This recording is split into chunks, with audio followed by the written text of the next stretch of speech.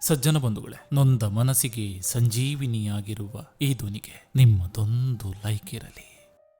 ಪ್ರಪಂಚದಲ್ಲಿ ಅತಿ ದೊಡ್ಡ ನ್ಯಾಯಾಲಯ ಎಂದ್ರೆ ನಮ್ಮ ಮನಸ್ಸು. ಅದಕ್ಕೆ ನಾವು ಯಾರಿಗೆ ಒಳ್ಳೆಯದನ್ನು ಮಾಡಿದ್ದೇವೆ ಮತ್ತು ಯಾರಿಗೆ ಕೆಟ್ಟದು ಮಾಡಿದ್ದೇವೆ ಎಂದು ಎಲ್ಲ ತಿಳಿದಿರ್ತದೆ. ಬದುಕು ಸುಲಭವಾಗಿ ಯಾವ ಪ್ರಶ್ನೆಗೂ ಉತ್ತರ ಕೊಡೋದಿಲ್ಲ. ನಾಳೆ ಬಾ ಅನ್ನುತ್ತದೆ. ಎಲ್ಲ ನನ್ನವರೇ ಅಂದುಕೊಂಡು ಹೋದೆ, ಆದರೆ ಕಾಲವೇ ತಿಳಿಸಿತು, ನೀನು ಹುಡುಕಿಕೊಂಡು ಹೋದವರು ಯಾರು ನಿನ್ನವರಲ್ಲ. ನಿನ್ನನ್ನು ಯಾರು ಹುಡುಕಿಕೊಂಡು ಬರುತ್ತಾರೋ ಅವರು ಮಾತ್ರ ನಿನ್ನವರೆಂದು. ಅತಿಯಾದ ನಂಬಿಕೆ ಒಳ್ಳೆಯದಲ್ಲ.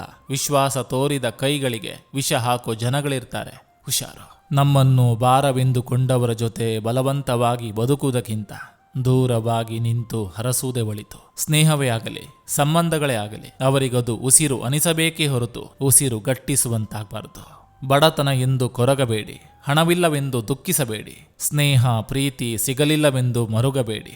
ಸೃಷ್ಟಿಕರ್ತ ಭಗವಂತ ನಿಮ್ಮನ್ನು ಯಾವ ಸ್ಥಿತಿಯಲ್ಲಿ ನೋಡಬೇಕೆಂದು ಬಯಸಿದ್ದಾನೋ ಆ ಸ್ಥಿತಿಯನ್ನು ಆನಂದದಿಂದ ಗೌರವಿಸಿ. ಅಳತೆ ಮೀರಿ ಯಾರ ಜೊತೆನೂ ಸ್ನೇಹ ಸಂಬಂಧವನ್ನ ಬೆಳೆಸಬೇಡಿ. ಅದು ಒಂದಲ್ಲ ಒಂದು ದಿನ ವಿಷ ಸರ್ಪದಂತೆ ಕಚ್ಚುತ್ತದೆ. ಅಂತಸ್ತು ನೋಡುವವರನ್ನು ಮನೆಗೆ ಕರಿಬಾರ್ದು. ಗೌರವ ಕೊಡದವರ ಮನೆಗೆ ಹೋಗಬಾರ್ದು. ಬೆಲೆ ಕೊಡದವರ ಹತ್ತಿರ ಏನನ್ನೂ ಮಾತನಾಡಬಾರ್ದು. ಬಾಯಲ್ಲಿ ಮಾತು ನಿಲ್ಲದವರ ಬಳಿ ಏನನ್ನೂ ಹೇಳಬಾರ್ದು. ಅಹಂಕಾರಿಗಳೊಂದಿಗೆ ಎಂದಿಗೂ ಸೇರಬಾರ್ದು. ಮನುಷ್ಯನನ್ನು ಅತ್ಯಂತ ಕ್ರೂರವಾಗಿ ಕೊಲ್ಲುವ ವಿಷ ಯಾವುದಂದ್ರೆ ಸಕ್ಕರೆಯಂತೆ ಸಿಹಿ ಮಾತಾಡಿ ಮೋಸ ಮಾಡೋದು. ಸಜ್ಜನ ಬಂಧುಗಳೇ, ಇದು ಇಂದಿನ ಸಂಚಿಕೆ ಅಂತ ಹೇಳ್ತಾ, ಈ ಸಂಚಿಕೆ ನಿಮಗೆ ಇಷ್ಟವಾಗಿದ್ದರೆ ದಯವಿಟ್ಟು ಒಂದು ಲೈಕ್ ಮಾಡಿ, ಜೊತೆಗೊಂದು ಕಮೆಂಟ್ ಮಾಡಿ. ಮತ್ತೆ ಮುಂದಿನ ಸಂಚಿಕೆಯೊಂದಿಗೆ ಅತಿ ಶೀಘ್ರದಲ್ಲಿ ನಿಮ್ಮನ್ನ ಭೇಟಿಯಾಗ್ತೇನೆ. ನಿಮ್ಮೆಲ್ಲರ ಮನಸ್ಸು ಪ್ರಶಾಂತವಾಗಿರಲಿ ಅನ್ನೋದು ಈ ವಾಹಿನಿಯ ಉದ್ದೇಶ.